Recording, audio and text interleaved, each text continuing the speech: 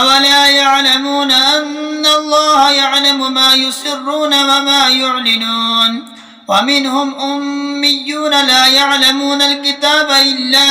أماني وإن هم إلا يظنون فويل للذين يكتبون الكتاب بأيديهم ثم يقولون هذا من عند الله ليشتروا به ثمنا قليلا فويل لهم مما كتبت أيديهم وويل لهم مما يكسبون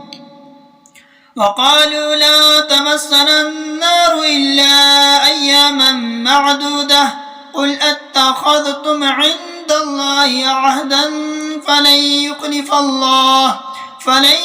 يخلف الله عهده وأم تقولون على الله ما لا تعلمون بلى من كسب سيئة وأحاطت به خطيئته فأولئك أصحاب النار هم فيها خالدون والذين آمنوا وعملوا الصالحات أولئك أصحاب الجنة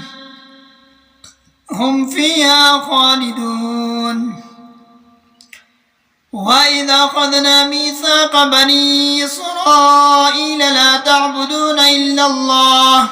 وبالوالدين إحسانا وذي القربى واليتامى والمساكين وقولوا للناس حسنا وأقيموا الصلاة وآتوا الزكاة ثم توليتم إلا قليلا منكم وأنتم